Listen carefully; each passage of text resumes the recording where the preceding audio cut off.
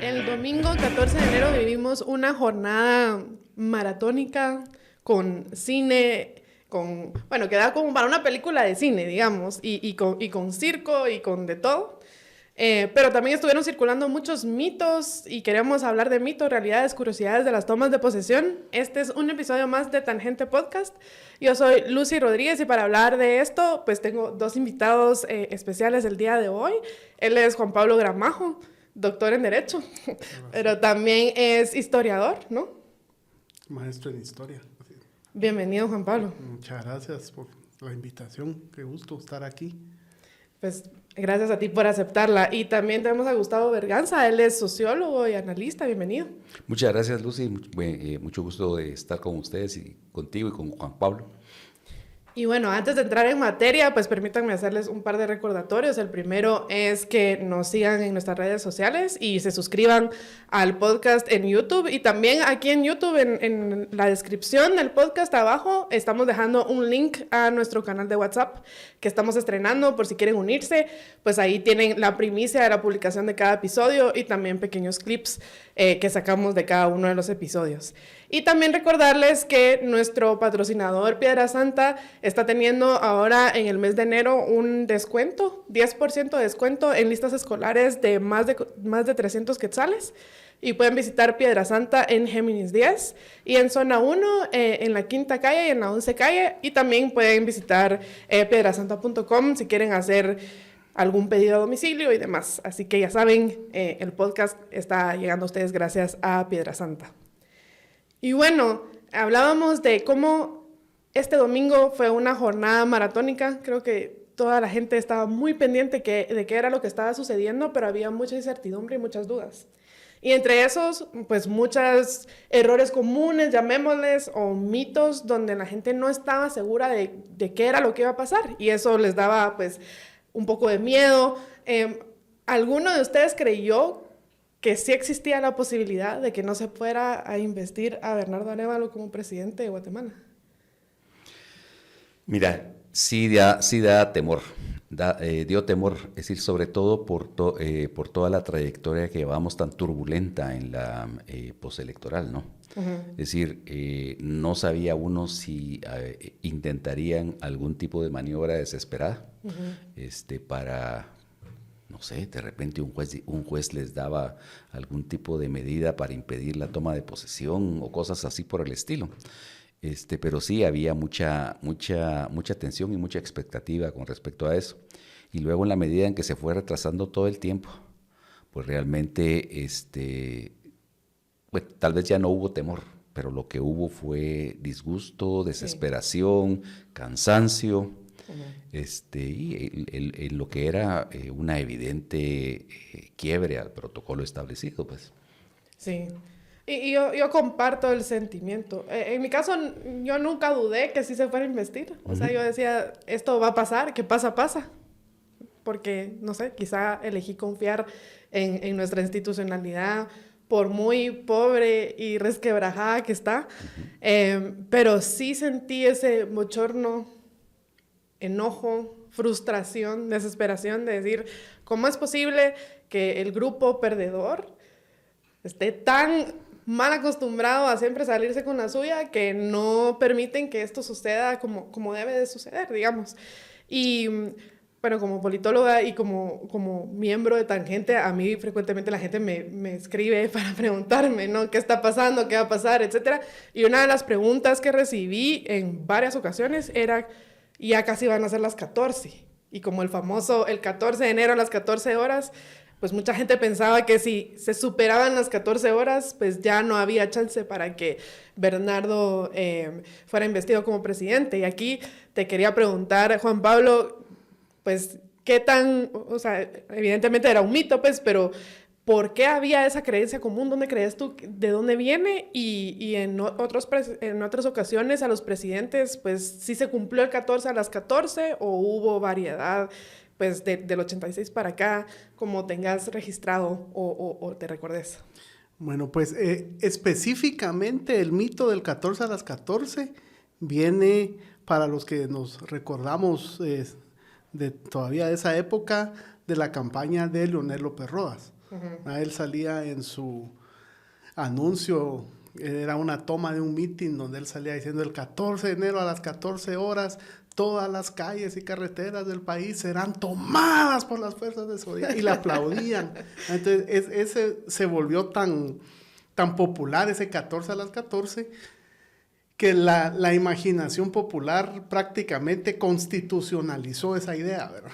Pero históricamente nunca ha sido así. Por ahí tengo, sí que no lo traje aquí apuntadito, pero puedo buscar el tweet o el post donde tengo apuntadas las horas en que cada presidente tomó posesión, y realmente, así solo de lo que recuerdo, creo que solo 3 presidentes tomaron posesión entre las 2, la 1:30, etcétera.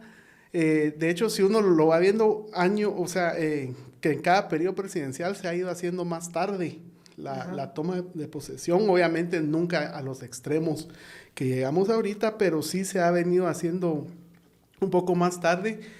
Y lo que surgió ahí, y que creo va de la mano con por qué es el 14, ¿verdad? Y es que hay una norma transitoria en la Constitución que dispuso que el 14 de enero de 1986 el Congreso debía dar posesión a quien resultara electo para la presidencia, a más tardar, decía, a las 16 horas. Entonces, ese fue otro de los mitos que circuló, ¿verdad? Que decía, bueno, entonces a las 16 horas es el plazo presidencial, o incluso o al revés, ¿verdad? Recordemos muchos, y lo escuchamos en algunas casas, en algunos lugares, escuchamos gente que quemó cohetes y pirotecnia a la medianoche, diciendo ya ahorita ya Yamatei no es presidente, y no era tan así la cosa, ¿verdad?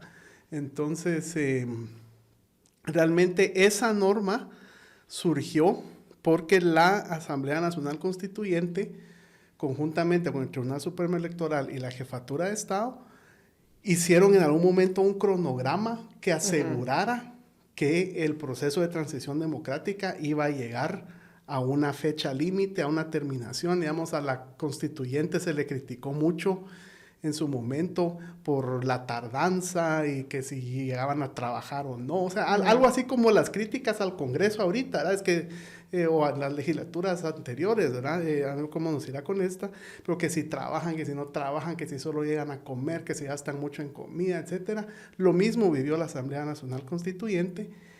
Y además, dentro de eso, surgió el espectro siempre del golpe de Estado. Y bueno, no, va a haber otro golpe, o van a disolver la constituyente. Entonces, en un momento se dijo, bueno, vamos a hacer un cronograma y vamos a fijar una fecha de que ya la Constitución tiene que entrar en vigor.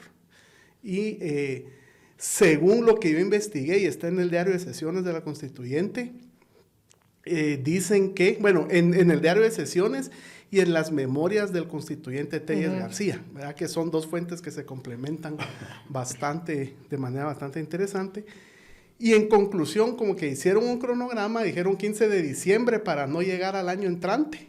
Y dijeron, no nos va a dar tiempo, de que las fechas y la gente ya va a estar en los convivios, en la Navidad. Igual que lo que decíamos ahorita, ¿verdad? Que si van a dar el golpe a fin de año porque la gente va a estar distraída en convivios. Lo que decía Karen Fisher. Así, casi, ya viene el 14. La gente entra en otro sentir, en otro sentir, exacto. Entonces, como que las mismas consideraciones hubo en aquel entonces.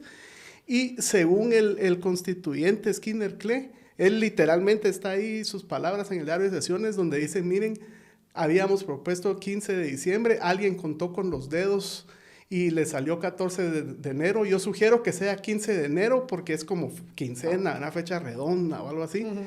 Y le dijeron, no, que quede el 14, y quedó el 14. O sea, bien arbitraria la fecha. Fue bastante arbitraria la fecha. Yo quería buscar pues si había algún simbolismo, o alguien comentaba, ¿verdad? Es que es por vísperas del señor Esquipulas, y pues no, la verdad que sí es casualidad. Sí, eso fue un cambio radical porque en la Constitución de 1965 establecía que el cambio de gobierno tenía que hacerse el 1 de julio, ¿verdad? Y las elecciones con esa primera constitución eran el primer domingo de marzo. Entonces ya era un plazo mucho menor que obviamente, que el que tenemos ahora para la transición, ¿no? Y el 1 de julio, pues coincidía con la fecha de la instalación de la primera asamblea de la Federación de Centroamérica en Guatemala. O sea, digamos, sí tenía algún tipo de asociación histórica, pero ahí sí, como dice Juan Pablo, pues esto fue totalmente arbitrario. Ajá. Incluso las transiciones, esta ha sido de las más largas que hemos vivido en la historia, porque antes yo recuerdo bien, de hecho... Pero fíjate que, sí. También fue igual que con la de Jimmy Morales. Es decir, la diferencia es meramente emocional. Por toda la conflictividad. No, en serio, por toda la conflictividad. Sí, por toda la conflictividad que se dio a partir casi desde el 26 de junio, pues, cuando comenzaron a desconocerse los resultados electorales. Entonces, todo ese proceso de primero los 9 partidos que meten ese amparo ante la Corte de Constitucionalidad, luego el Ministerio Público que comienza a mover toda esa maquinaria para desconocer a Semilla, para desconocer los resultados, y luego todos los zipizapes que ya sabemos que derivaron hasta en último momento con esa orden de captura que se suponía había en contra de la vicepresidenta Karin Herrera, pues todo eso realmente causaron esa sensación de que este periodo fue mucho más largo. Pero del de Jimmy Morales para el de Alejandro Yamatei fue lo mismo. Y anterior al de Jimmy Morales sí era más corto, ¿no? Era más corto, exacto. Porque la reforma que hizo Mario Taracena en 2019 fue 2016. 2016 cambió los plazos. Cambió los plazos y estableció un periodo más largo. Fue cuando se agregó en la ley electoral la posibilidad de que los votos nulos pesaran. Entonces, ante la idea ilusa de que los votos nulos podían superar el 50% y obligar a la repetición de la primera vuelta, entonces se estableció este plazo para que diera tiempo de organizar la repetición de las elecciones, si se daba, y luego pues ya seguir con el balotaje. Esa es la razón por la cual tenemos un plazo más largo, pues. Sí, yo creo que eso sería ya de reevaluar toda esa situación, porque creo que ver lo que se vio este año y el peligro, la inestabilidad en que se corre, además que la famosa transición, pues esas cajas llenas, se sabe que al final eran documentos que no tenían ni pies ni cabeza, que no tenían índice. Tenían grapadoras, habían cajas de clips, habían crayones, habían post-its. Sí. En cuanto al plazo, yo sí que quería recordar ahí, yéndonos un poco más, que sí originalmente las segundas vueltas incluso eran a principios de enero, ¿verdad? O sea, eran días, o a finales de diciembre. La segunda vuelta todavía con Otto Pérez fue en noviembre, creo que fue la segunda quincena de noviembre o primera quincena de noviembre. Es decir, ya casi que solo las fiestas y directo a trabajar, ¿verdad? Entonces, sí es algo inédito. La percepción emocional, como bien decías, es bastante importante, pero no es diferente al periodo inmediato anterior de como había sido por la reforma de 2016. Sí. Ahora, ¿fue bueno tener un periodo de transición tan largo? Pues es una cosa que hay que analizar, pues, porque otra de las ideas que había detrás de la reforma era que de esa manera se iban a promover los acuerdos de gobernabilidad, ¿no? Y iba a dar tiempo para que hubiera un intercambio de información mucho más profundo y que los funcionarios públicos no llegaran en el aire, pues, como sucedía realmente cuando tomaban posesión. Estaba la elección el 4 o 5 de enero y tomaban posesión el 14, ¿verdad? Es decir, bueno, en teoría eso era positivo, pero al final de cuentas, ¿en qué ha derivado? Aquí en este país, lamentablemente, las buenas intenciones se echan en el caño del drenaje, ¿no? Es decir, lo que ha pasado en realidad es que todo ese periodo tan largo, pues ya ves, durante el periodo de Jimmy Morales, pues le sirvió a muchos ministros, pues para negociar, claro. No, para sacar más provecho del cargo. Y aquí también, no solamente el Ministerio Público saboteó toda esa transición tranquila que debiera haber sido, sino que encima, de último momento, ya ves que Yamatei metió el decreto gubernativo de ampliarle a 5 años la protección de las AAS a todo su personal, metió también lo de la comisión que va a negociar el pacto con Joviel Acevedo, hay un montón de cosas más, pues. Sí, que aprovechan para sus últimos... Exacto, para hacer sus últimos favores o sus últimos negocios. Entonces, sí, hay que hacer una revisión profunda de la ley electoral.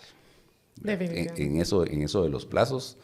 Y bueno, también la otra cosa en el tema de la estructura de los partidos políticos, de la forma de la elección del Tribunal Supremo Electoral. Así que... Sí, yo creo que toda esta crisis institucional que vivimos en el 2023 evidencia la cantidad de reformas que necesita Guatemala, y también evidencia lo grave que ha sido el retroceso democrático en Guatemala y lo vulnerable que está nuestro país a caer en garras de personas autoritarias, golpistas y demás mafias. Luego también, entre las otras cosas que le preguntaban a uno el domingo, ¿verdad? Las otras preocupaciones, era este mito o error común de pensar de que es el presidente saliente el que le entrega al presidente entrante la banda presidencial. Entonces la gente decía, Yamatei no va a llegar. Y entonces si Yamatei no llega, no se va a poder, digamos. O que si el vice puede o no puede. Y esa era otra de las preocupaciones. Aquí, de nuevo, Juan Pablo, te pregunto, desde tu perspectiva histórica, legal, ¿por qué habrá ese error común? Si es que tenés alguna idea, o cuál es la razón detrás de que sea el presidente del Congreso quien está a cargo de la investidura. Ok, pues ahí creo que hay varios aspectos que hay que tocar. Lo importante que esto demuestra es el famoso principio de alternabilidad que dice la Constitución, ¿verdad? Así para no ponerme muy milic, lo que eso significa es que nuestra Constitución privilegia de un modo muy fuerte, de un modo fundamental, declara que no se puede reformar directa ni indirectamente nada que tenga que ver con el principio de alternabilidad. ¿Eso qué quiere decir? La presidencia tiene que cambiar de manos y no puede haber reelección, ¿verdad? No reelección y alternabilidad, es como el nombre completo. ¿De dónde viene eso? Viene de que después de la reforma liberal, ¿verdad? Antes recordemos que la presidencia de Rafael Carrera se declaró vitalicia, ¿verdad? O sea, ahí no había pierde, pues ahí hasta que se muera, ¿verdad? 14 de abril de 1865, mismo día que Abraham Lincoln, por cierto. Entonces, ahí no había pierde, era vitalicio. Pero ya después con la Constitución de 1879, lo que vamos a tener es una serie de reformas constitucionales. Hubo todavía un par de procedimientos más violentos ahí a finales del siglo XIX, pero después como que sí se estabilizó la situación de decir, bueno, ahí está la Constitución, dice que no me puedo reelegir, pero no me voy a reelegir. Lo que vamos a hacer es ampliar el periodo. Vamos a suspender la norma que prohíbe la reelección o que prohíbe...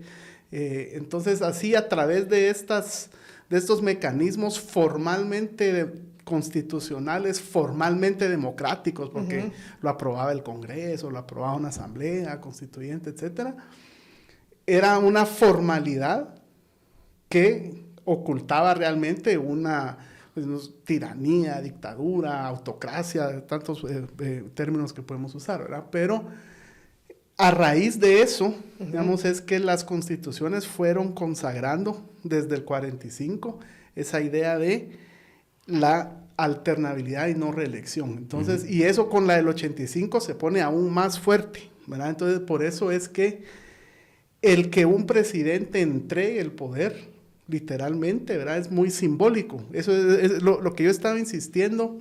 Es un trabajo que empecé a escribir antes de que empezaran todos estos relajos, ¿verdad? Y creo que tomó muchos nuevos significados a raíz de eso.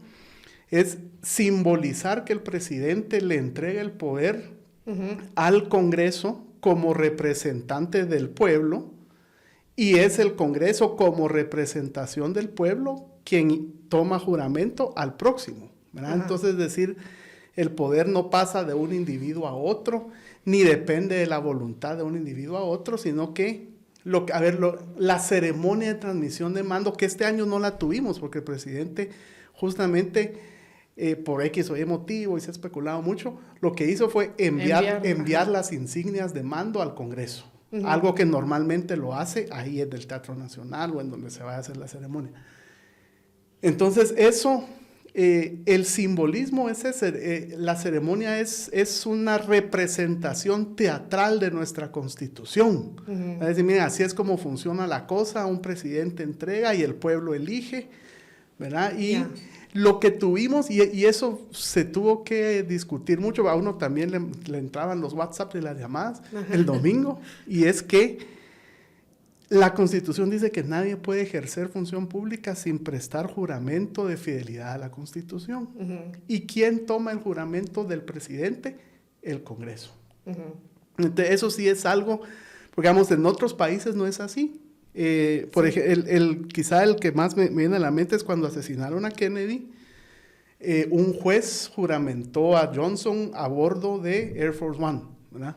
Entonces, ¿por qué? Porque cualquier juez, cualquier persona que legalmente pueda administrar juramentos, puede juramentar al presidente de Estados Unidos. Normalmente lo hace el presidente de la Corte Suprema, pero no es necesario, no es obligatorio. Entonces, imagínense, por ejemplo, en algún estado, como el sistema notarial, allá es muy diferente, me imagino que en más de algún estado, el notario, el farmacéutico del pueblo que tiene fe pública porque es notario, puede juramentar al sheriff o algo así, me imagino, ¿verdad? Aquí no, aquí sí tenemos esa norma, porque es una norma que busca simbolizar algo histórico. Es decir, que el motivo por el cual el Congreso lo hace es porque es el representante del pueblo, digamos. Es porque es el representante del pueblo y porque queremos que todos los que ejerzan función pública juren ser fieles a la Constitución. Entonces, es un formalismo, porque esa es otra cosa que se escucha, es una mera formalidad, es un acto protocolario. No, es un acto con un sentido jurídico, con un valor, un efecto, un requisito, pero que además representa toda una experiencia histórica que la Constitución del 85 trató de solidificar, pero siempre se le puede jugar esa vuelta que algunos querían jugar el domingo, ¿verdad? Y creo que eso es muy importante ver. Es interesante, por ejemplo, con respecto a lo que dice Juan Pablo de cómo Yamatei no llegó a entregar las insignias del poder. No es la primera vez que pasa. Es decir, primero tenemos que Jorge Serrano Elías salió con un golpe. Sí, cierto. Salió del autogolpe, se le dio un contragolpe, y al final se eligió a Ramiro de León Carpio, a quien Jorge Serrano no le entregó las insignias del poder. Luego tenemos el caso de Otto Pérez Molina, pues que renunció a la presidencia, fue electo Alejandro Maldonado Aguirre, y a Alejandro Maldonado Aguirre Otto Pérez Molina no llegó a entregarle las insignias del poder. O sea, digamos, esta es la tercera vez en la historia de la Constitución actual que sucede. Y yo quería, a todo esto, no lo tenía yo presente y creo que es importante recordarlo porque mucha gente le dio una importancia de decir, pero es que si no llega Yamatei, lo que sí es que sí se vio súper mal. Es decir, el hecho de que haya tenido que llegar alguien de la Secretaría en un pasillito del Congreso con un folder a entregar un oficio y que se haya tenido que leer un oficio. Cajita. Sí, se vio muy mal, digamos, en cuanto a percepción pública y percepción internacional. Esa ausencia sí se hizo notar. De hecho, mucha gente ponía, ¿no?, en sus publicaciones cobarde hasta el final, no sé qué. Bueno, eso a cada quien su criterio, ¿no? Pero mira, pero no dejas de tener razón. ¿Sí? Porque tú ves, por ejemplo, que en esta oportunidad el Teatro Nacional, la sala Miguel Ángel Asturias del Teatro Nacional, Efraín Recinos del Teatro Nacional, estaba llena realmente de gente que era favorable al presidente. El presidente actual. Entonces, era de esperar que sí entraba. Que no diera la cara. que si entraba, pues hubiera tenido una rechifla o un rechazo, ¿verdad? Entonces, bueno, yo realmente lo considero en ese sentido, porque tampoco es gracia que te hagan eso. Y ha habido casos, pues, recuerdes el caso de la toma de posesión de Roxana Valdetti y de Otto Pérez, del caso del famoso harinazo, ¿no? Ajá, pero la harina fue en una... Fue en otro evento. Ajá, Fue en otro evento, pero sí, yo iba a mencionar esa en el sentido de que se especuló todavía hasta pocos días antes del 14 de enero de 2012, se especuló si Álvaro Colom iba a llegar o no. Porque decían que tenía, y esto está en la prensa, pues no me lo estoy inventando, está en la prensa, decía, se desconoce si el presidente va a acudir, porque temían que lo fueran a abuchear o qué sé yo, ¿verdad? Y lo hicieron en el domo además, porque para que puedan llegar más correligionarios del partido oficial, etcétera. Y el antecedente que había de eso fue cuando Serrano Elías lo juramentaron en el entonces Mateo Flores, hoy Doroteo Guamuch. Y ahí, si uno lee el diario de sesiones, es impresionante leer el diario de sesiones del Congreso de esa sesión. Durante el discurso de despedida de Vinicio Cerezo, a cada párrafo dice abucheos, gritos y abucheos de la concurrencia. Y a cada rato. Entonces, en el transcript, digamos. Está transcrito en cada momento que lo abuchearon y le gritaron, ¿verdad? Entonces, sí, creo yo que y es que esa además fue la primera vez que se pasó electoralmente de civil a civil, ¿verdad? Entonces era un momento muy especial y fue marcado por eso. En un espacio abierto que no era controlado, porque todas las tomas de posesión del 78 para atrás se hicieron siempre en el hemiciclo del Congreso de la República. Ahora, todo esto de los abucheos, ¿verdad? Que si temía un abucheo, que en casos anteriores ha habido abucheos.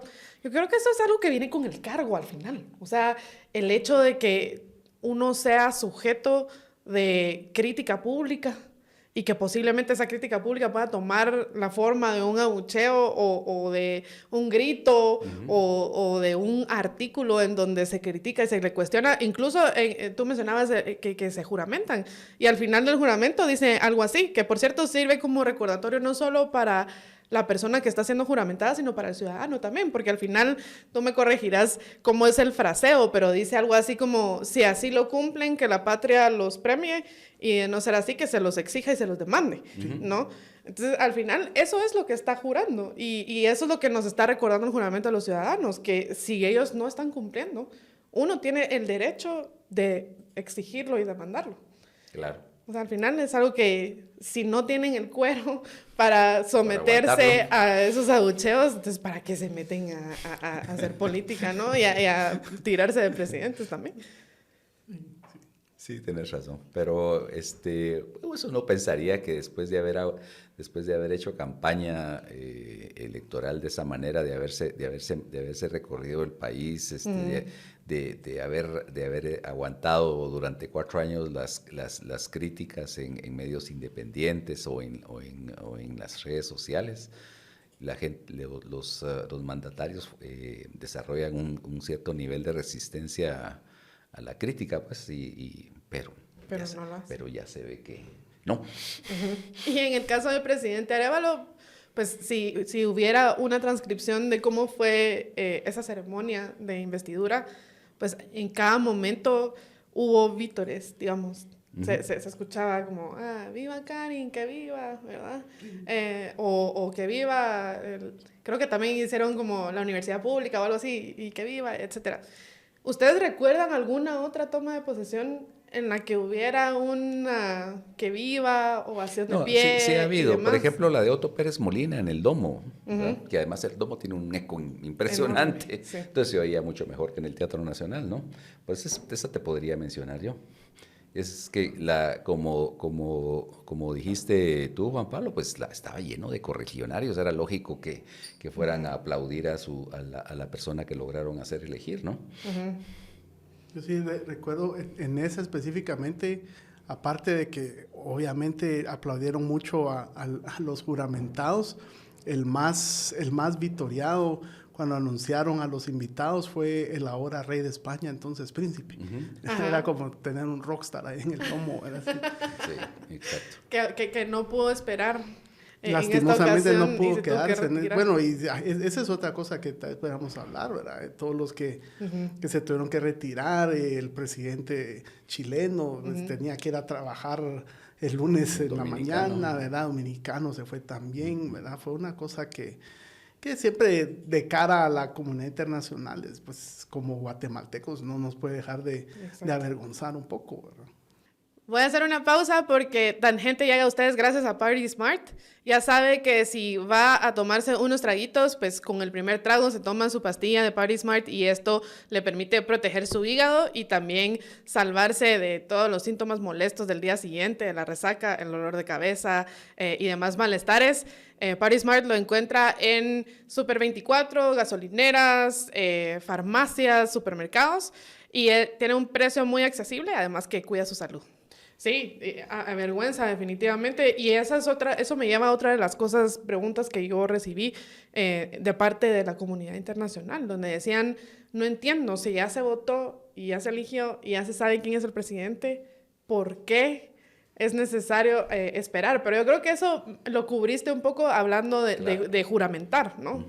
Sí, y yo creo que también, me parece que Javier lo mencionaba en el episodio que tuvieron el lunes, no solo para el caso del presidente, sino de los diputados, ¿verdad? Esta comisión de credenciales, que normalmente es una cuestión de mero trámite protocolaria, etcétera.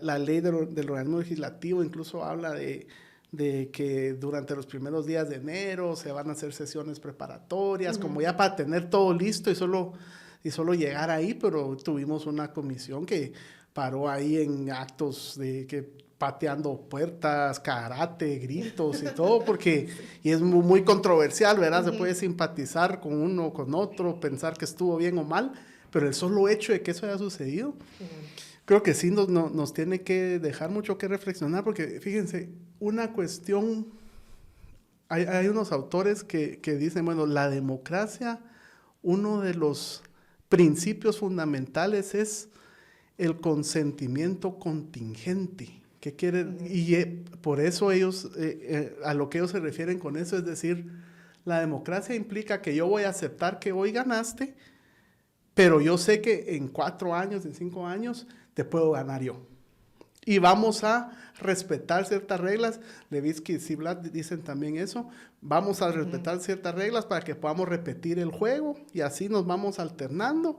Y ahorita yo te pego, de ahí me pegas vos, pero nos vamos a mantener pero si estamos jugando básquet y yo lo que hago es quebrarle las piernas a mi contrincante, ahí el juego se acabó, ¿verdad? Entonces yo creo que una reflexión muy importante, no solo legal, sino política, que tenemos que hacer en este momento es, bueno, cómo llevamos hacia el extremo literal en el sentido también cronológico de tiempo, de horario, etcétera, llevamos literalmente hasta el extremo las reglas de contención política y democrática, y reparar eso no sé qué tanto nos va a tomar, porque no es solo reformar una ley, es restaurar una cultura, ¿verdad? Exactamente. Sí, porque de nuevo, yo mencionaba a los malos perdedores al inicio, porque estos malos perdedores no tienen este consentimiento, ¿cómo fue tu término? Consentimiento contingente. Ajá, este consentimiento contingente, o sea, no son capaces de decir, no estoy de acuerdo, no me gusta, pero doy mi consentimiento. O sea, para ellos es contradictorio aceptar algo que no les parece bien, que no les gusta, pero es que es parte de la democracia, digamos, y es esa cultura de decir, en la democracia cabemos todos, a veces el pueblo me elige a mí, a veces el pueblo te elige a ti, pero al final lo que se respeta es la voluntad popular expresada en las urnas, o bueno, en las urnas en este caso, pero en otros casos pues hay otras formas en que se manifiesta la voluntad popular también. Habíamos visto algo similar de querer aferrarse al poder con tanta garra como vimos ahora, al punto de poner en peligro pues, la democracia que tenemos. Mira, tal vez no con el gran afán con el que lo hicieron ahora, pero ya vimos intentos en las anteriores elecciones, ¿no? Es decir, el cuestionamiento que hizo Galdames de los resultados electorales, pues. Es decir, que obligó a hacer un ejercicio de volver otra vez a ver las actas y confrontarlas con el TREP, que es algo similar, bueno, mutatis mutandis con lo que se hizo este año por segunda vez a instancias de la Corte de Constitucionalidad. Pero todo esto del deterioro de ese consentimiento contingente ya viene de años, pues. Es decir, recordemos lo que sucedió en México cuando perdió López Obrador contra el anterior... que puso un gobierno paralelo. Que hizo un gobierno paralelo, pues no reconoció la victoria, ¿va? Sí, por supuesto, esas elecciones fueron cuestionadas, pero bueno. De ahí el tema, por ejemplo, de Trump en las elecciones de hace 4 años en Estados Unidos, que fue terrible, pues. Sí. Es decir, no vimos un proceso tan largo, ¿verdad? Porque todo eso sucedió en un lapso tal vez de 2 meses, cuando se cuestionaron los resultados electorales. Y ahí en Estados Unidos sí se permite los reconteos, pues cuando la diferencia es de cierto porcentaje mínimo, ¿no?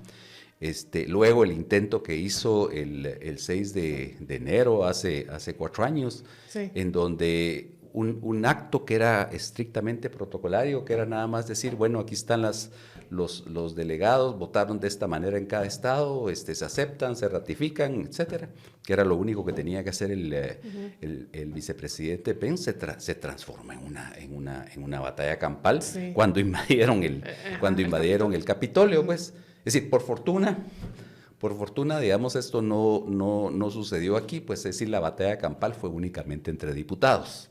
Pero imagínate qué hubiera pasado si se hubiera metido la gente, ¿verdad?, a presionar dentro del Congreso, eso hubiera sido terrible.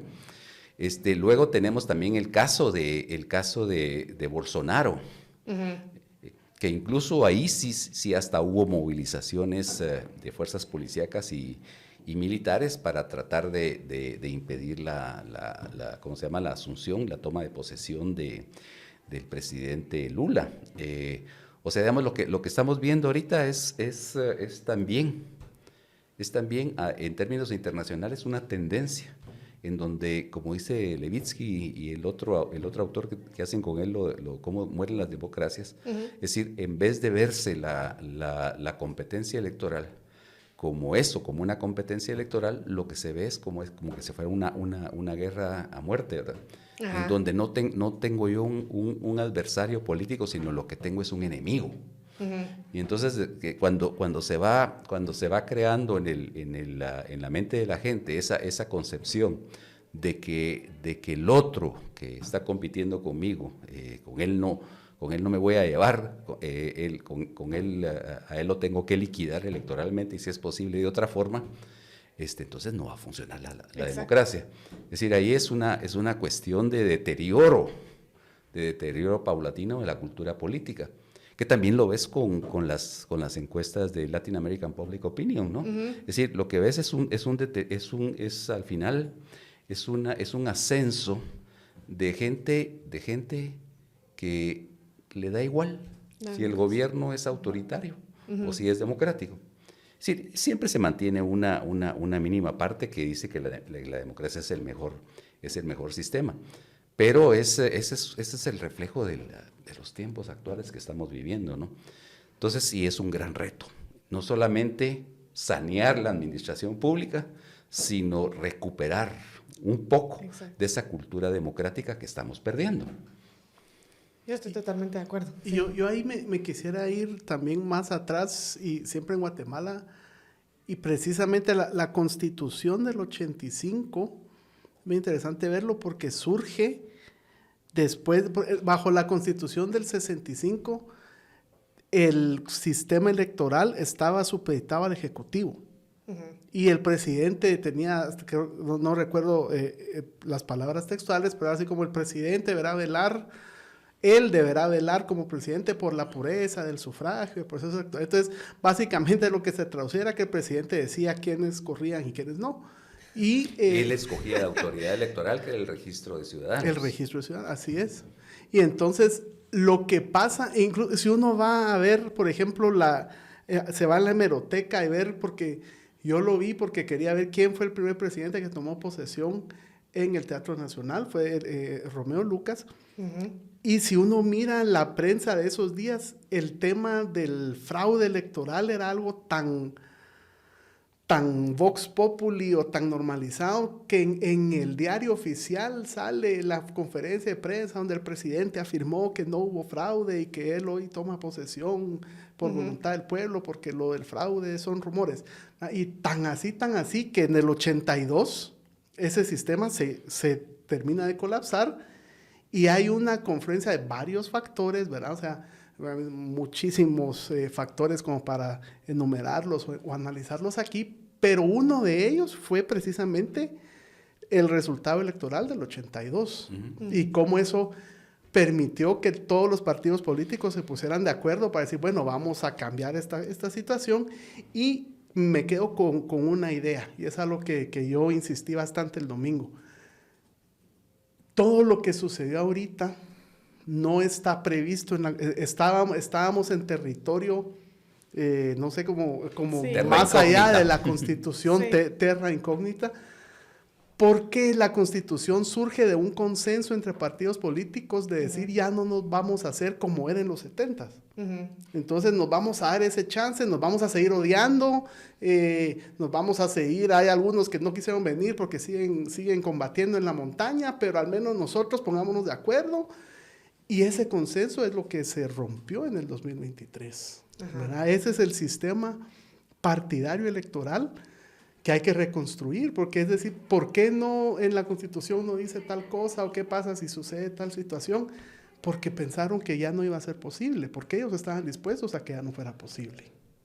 O sea, la crisis del 2023 no nos regresó a los 80, nos regresó a los 70. Esa es una cuestión en la perspectiva de la historia constitucional muy grave, que ahorita a nosotros nos toca reconstruir. Sí, la diferencia con la crisis con las crisis, por ejemplo, electoral del 74 y la del 78 y la del 82, es que bueno, en el 74, pues simple y sencillamente agarraron las cajas con los votos, se las llevaron a la torre de lo que era Guatel en ese tiempo, que está en Avenida La Castellana, enfrente del Parque de la Industria. Se pasaron meses,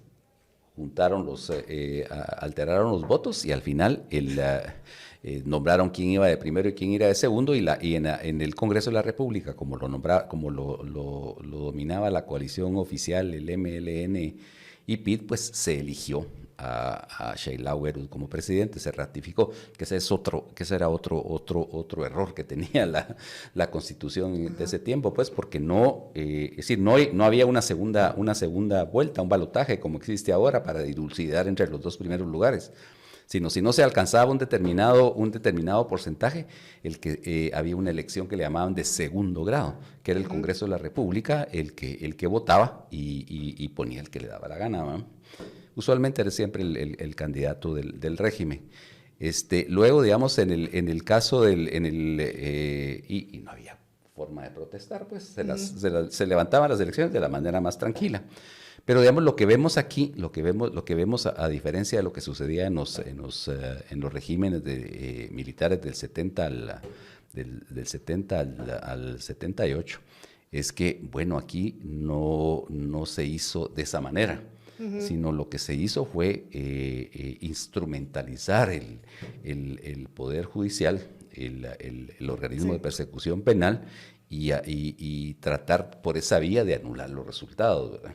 Es decir, como la construcción del sistema electoral afortunadamente fue tan ingeniosa como se concibió, es decir, en esos niveles de juntas receptoras de votos, de juntas electorales municipales, de juntas departamentales y por último el Tribunal Supremo Electoral que solo convalida, pues realmente un fraude. No te digo que no sea imposible, pues, pero era absolutamente poco probable, ¿no? Era poco probable que sucediera. Entonces se agarró toda esa vía de tratar de deslegitimar los resultados, inventando cualquier tipo de cuestiones, ¿verdad? no había posibilidad de robarse las cajas y volverlas a contar, como si existía en el anterior régimen electoral. Bueno, quisieron que hubiera, Aún así trataron. Quisieron que hubiera la posibilidad de sustraer las cajas, exacto. Y esa fue una de las imágenes más grotescas que movió a la población a decir, tiempo, esto es demasiado. Sí. Porque incluso a diferencia del caso anterior, en esta forma de tratar de cambiar los resultados o lo que la población pidió, es aún peor porque implica minar la institucionalidad. Es decir, el hecho de instrumentalizar el sector justicia para ese fin específico, que es cambiar los resultados de la elección, es algo que hace un daño tremendo a la democracia guatemalteca, a su institucionalidad, a la confianza de la población en sus instituciones y demás. No, es que es lamentable, pues, porque eso hay que atribuírselo a don Arturo Gerbruger, la concepción del sistema sobre los hombros de los ciudadanos, ¿no? Hoy en la mañana en una entrevista en Con Criterio hablaba alguien de la Junta Electoral Departamental de San Marcos. Y entonces expresaba él su desazón, su desaliento, su ira, porque todo este movimiento precisamente lo que había hecho era desacreditar el trabajo que voluntarios estaban tratando de hacer y les estaban implicando el hecho de que estaban cometiendo el delito de hacer un fraude electoral, ¿verdad? Y ellos lo que quieren, de acuerdo a una demanda civil que están presentando contra Consuelo Porras y Rafael Curruchiche, es una satisfacción pública, que digan, discúlpenos, ¿verdad? Porque sí realmente le hicieron un gran daño. Yo no sé, espero que no suceda nada terrible dentro de 4 años, ¿verdad? Que tengamos, que decaiga el entusiasmo de la gente que quiera participar en las juntas receptoras de votos. Espero que al Tribunal Supremo Electoral que le corresponda llevar esas elecciones no le cueste conseguir el personal para digitar, etcétera, pues, porque esos dos aspectos fueron precisamente los que más sufrieron intimidación de parte del Ministerio Público. Así es. Antes de que se nos vaya a terminar el tiempo, quiero también hablar acerca de los discursos.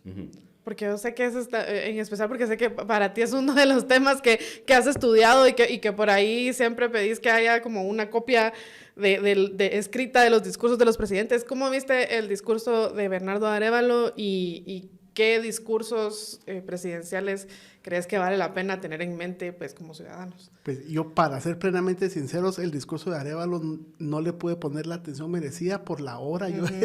Uno lo que quería era ir a dormir. Sí, yo creo que todos, lamentablemente. Pero sí he tenido la oportunidad de leerlo después, así como después el que pronunció en la plaza y el que pronunció al día siguiente ante el ejército. Y yo creo que sí se nota la diferencia en la capacidad oratoria, en el uso de los conceptos, ¿verdad? No vamos a sonar aquí como fanboys, ¿verdad? Pero sí, hay una calidad. Recordemos que él es un académico, pues él viene del mundo de la investigación, él ha tenido que redactar tesis doctorales, informes, libros, él ha tenido que revisar capítulos de obras colectivas. Es alguien que sabe usar el lenguaje, ¿verdad? Y creo que eso sí se notó desde el primer momento, ¿verdad? Desde incluso que él tuvo que hacer discursos presidenciales, por así decirlo, desde que empezó todo este problema y pues convocar al pueblo, llamar a la defensa de la democracia. Entonces, yo siempre he dicho, el lado bueno de todo lo que pasó es que le pusieron una presión encima que lo forzó a tener que adquirir a desarrollar una serie de destrezas que normalmente habría tenido que desarrollar ya en el cargo. Sí. Y lo mismo se puede decir para los diputados de su partido, o para las alianzas parlamentarias, etcétera. Entonces, viéndole el lado positivo a algo tan desastroso, creo que sí está demostrando todo lo que aprendió, no solo en su trayectoria como académico, sino durante esa crisis política que le tocó afrontar. Bueno, mira, cuando nosotros valoramos un discurso, hablamos de dos aspectos, que en inglés uno se llama composition y el otro se llama delivery. En el caso de la composition, pues es cómo vas a organizar, cómo está tu cuadro de ideas organizado, el tipo de giros de lenguaje que vas a utilizar, en dónde vas a hacer las pausas, etcétera, ¿verdad? Y luego el delivery, pues ya es cómo lo vas a presentar y cómo lo vas a lanzar a tu audiencia, ¿verdad?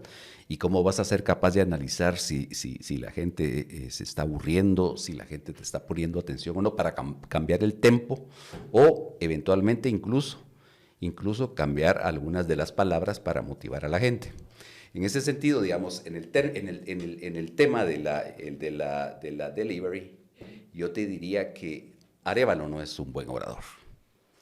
Arévalo no es un buen orador. Es decir, oradores natos que hemos tenido como presidentes han sido Vinicio Cerezo. Que Vinicio Cerezo te hacía llorar. Jorge Serrano. El otro es Alfonso Portillo. Y hasta cierto punto, por el manejo de la emotividad, del patos, como le llaman en retórica, el discurso inaugural del presidente Yamatei también fue muy emotivo. Es decir, te tocó la emotividad. Ahora, en términos de la composición del discurso, el de Cerezo era modélico. Era modélico. Era un discurso que te hablaba de la esperanza, era un discurso que te había que se sobrepasaban tiempos oscuros, era un discurso en el que te hablaba de la posibilidad de salir de esa etapa de confrontación. El pueblo regresó a su casa, dijo. Exacto, el pueblo regresó a su casa, ¿te imaginas? Fue muy conmovedor y fue muy, muy bien concebido. De Serrano no recuerdo tanto. Portillo tiene un excelente manejo, ¿verdad? Él domina. Yo creo que ni siquiera lo escribió, tengo la impresión, sino que se lo improvisó del momento. Okay. Ahora, el de Arévalo sí se notaba que era un texto redactado de antemano.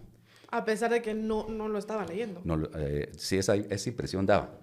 Exacto, que no lo estaba leyendo. Pero ahí tiene toda esa trayectoria de la que habla Juan Pablo, pues del académico que da clases, que maneja los conceptos, y luego el discurso de campaña. Pero en realidad, en términos de delivery, pues solo porque la ocasión era sumamente emotiva. Después de haber pasado todo este calvario que pasamos, ¿verdad? Que fue más largo que la Cuaresma, y haber culminado con la toma de posesión de eso, pues sí creó un clima emocional mucho más receptivo para que algo tan cerebral, porque ese es un discurso cerebral cuando lo lees, pudiera impactar. Sí, y además que sí menciona ciertas cosas que la audiencia que él tenía ahí enfrente valora. Exacto. Digamos, esa parte donde habla de no más autoritarismo, nunca más autoritarismo en Guatemala. Digamos, este tipo de cosas que él va mencionando, que son las que confirman lo que la población esperaba, pues esperó por horas para que finalmente él tomara posesión. Sí. El decir sí hay democracia, ¿no? Sí. Al final esto es una culminación de una batalla que se tuvo para evitar que no tuviéramos más democracia en Guatemala. Y mira, y también, digamos, en el tema del composition, realmente los discursos sí están muy bien estructurados, tocan los temas que se deben tocar, porque el discurso que hizo frente al saludo del ejército y a la declaración de sumisión del ejército al poder civil, es decir, prácticamente delineó la doctrina militar del ejército desde su gobierno en adelante, ¿verdad? Y eso aparte de haber mostrado el gran conocimiento que tiene él de todas las armas, de todos los servicios militares, porque no se le fue ninguno. Entonces, yo creo que eso también le ayuda a ganar ascendiente sobre el ejército, es decir, por lo menos respeto, ¿no? Es decir, este no es me imagino yo, habrán pensado los especialistas, los oficiales, la tropa, este no es un pendejo. Ajá, porque conoce. A este no lo vamos a engolosinar con, ¿cómo se llama? Con patinetas electrónicas ni con juguetitos, ¿no? Sobre el discurso de Alfonso Portillo, solo apuntar, sí hubo partes bastante improvisadas, porque si uno compara el texto que publicó el Diario Oficial, que era como el texto preparado para la edición, imprimir de una vez, versus la transcripción del Diario de Sesiones del Congreso, sí se da cuenta, ahí puede mapear perfectamente las partes que Portillo improvisó. Y por cierto, no he hecho todavía el conteo de palabras, pero hasta donde yo recuerdo, estoy casi seguro que el Deportivo ha sido el discurso presidencial más largo, y aún así la gente no lo recuerda con tedio, porque les encantaba escucharlo, pues, y en el momento, pues, estaba todavía en la luna de miel, ¿verdad? Bueno, todavía tiene, ¿verdad? Pero en ese tiempo que estaba en su prime de edad, tenía un absoluto dominio de la escena, pues. Bueno, aquí vino a entrevista y en esa entrevista pues se recibió muchos comentarios de la gente que todavía tiene esa imagen de que les encanta escucharlo, ¿no? De que tiene un manejo de la narrativa. Y además, digamos, es evidente que ha madurado, pues, porque mal que bien, los 8 o 10 años que estuvo encerrado, le sirvieron para enriquecerse muchísimo en términos de lecturas, pues ya no es el Portillo que teníamos de gobernante a principios del siglo XX. Usted dice como cuando uno compra libros grandes que le dicen como para un preso, porque el preso tiene tiempo de leer. Sí, porque todo el peso... Bueno, en la entrevista que le hizo Arnoldo Gálvez, ahí cuenta justamente cómo era su vida, ahí todo lo que estaba leyendo y aprendiendo y reflexionando. Es muy interesante leer eso, por cierto. ¿Algo más que se les haya quedado en mente? ¿Alguna curiosidad que les gustaría destacar de esta o cualquier otra toma de posesión? ¿O algún error común que les haya llegado a la hora de las preguntas y la angustia? Mira, ¿qué va a pasar? ¿Será que sí va a haber presidencia o no va a haber? Algo que quisieran... Solo un datito. Es decir, la constitución más larga que ha tenido Guatemala después de la de Carrera ha sido la de 1875. Es decir, y precisamente por todo ese tipo de facilidades que daba para prolongar el mandato presidencial, aunque no hubiera reelección. Y esa constitución y las facilidades que daba para manipularla, fue lo que le hizo exclamar a don Lorenzo Montúfar, quien era secretario de Asuntos Exteriores de Justo Rufino Barrios y fue negociador de él y embajador en Washington, a decir que esa era una constitución que era una jaula con hilos de seda, de donde el león podía salir y entrar a gusto. O sea, hecha a medida para el poder. Exacto. De hecho, sí, él decía en la constituyente, dijeron, sabemos, básicamente súper parafraseado, decía, sabemos que no podemos controlar a Barrios, sabemos cómo es, no le hagamos una constitución que él vaya a tener que violar para hacer como es. ¿Alguna otra curiosidad? Pues yo, más que curiosidad, yo creo que viéndolo como toma de posesión al final de una crisis política tan inédita y tan grave, creo que el caso de Guatemala es bien interesante, todas las crisis constitucionales y políticas que ha sobrevivido, ¿verdad? Es una resiliencia bastante impresionante, pero me quedo con una última reflexión y es, digamos, esto nos ha recordado lo que los politólogos, etcétera, han estudiado a nivel global, de decir, ahora ya no tenemos golpes de cuartelazo, ahora tenemos golpes técnicos, golpes legales, etcétera, ¿verdad? Ya no es con rifles, sino con firmas y sellos, ¿verdad? Y eso, en el caso específico de Guatemala, yo tengo una tesis, es decir, el lado oscuro del Serranazo, ¿verdad? Porque todos recordamos el Serranazo como aquella gran actuación de la Corte de Constitucionalidad, que merece, por supuesto, toda nuestra admiración y veneración cívica, pero la otra cara de la moneda fue que ahí fue donde se dieron cuenta, ya no necesitamos controlar generales, necesitamos controlar abogados, jueces. ¿verdad? Y eso fue lo que fructificó en el 2003. Eso fue lo que se trató de hacer ahorita, ¿verdad? Entonces, creo que el serranazo es donde la estafeta del pretorianismo, dicen algunos, pasó del ejército al gremio jurídico. Y ahí tenemos a los colegas metidos en todas las comisiones de postulación, en las juntas directivas, en todo.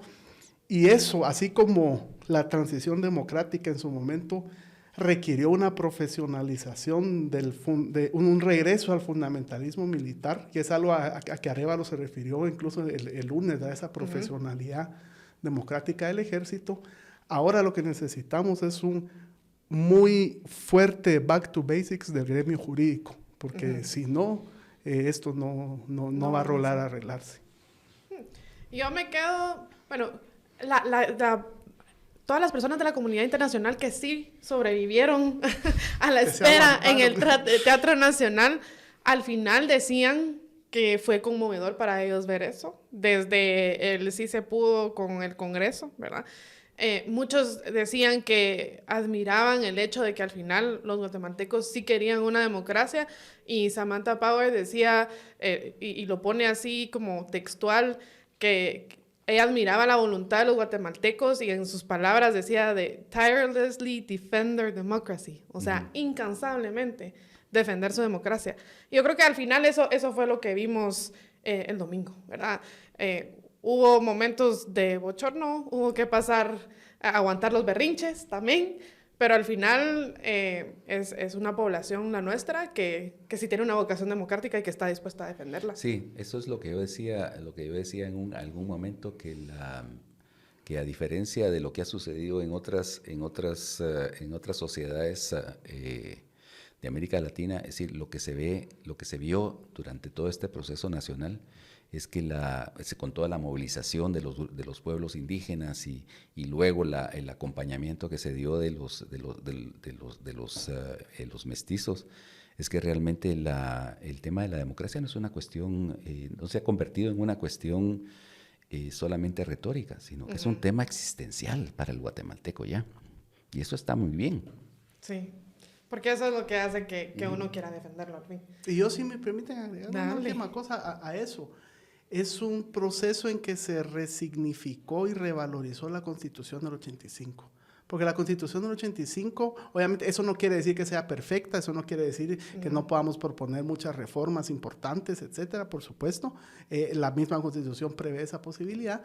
Pero la Constitución del 85 siempre, o al menos en algunos sectores o desde algunas perspectivas, ha tenido problemas de legitimidad en el sentido de, bueno, ¿qué tanto realmente se abrió el espectro político al elegir a la constituyente? ¿Por qué sí o por qué no participaron algunos partidos que estaban más a la izquierda? Algunos que no creyeron, no se animaron, no quisieron, no. Entonces, y eso uno lee los diarios de sesiones y los mismos constituyentes estaban conscientes de esa situación. Entonces, no es algo ajeno ni externo.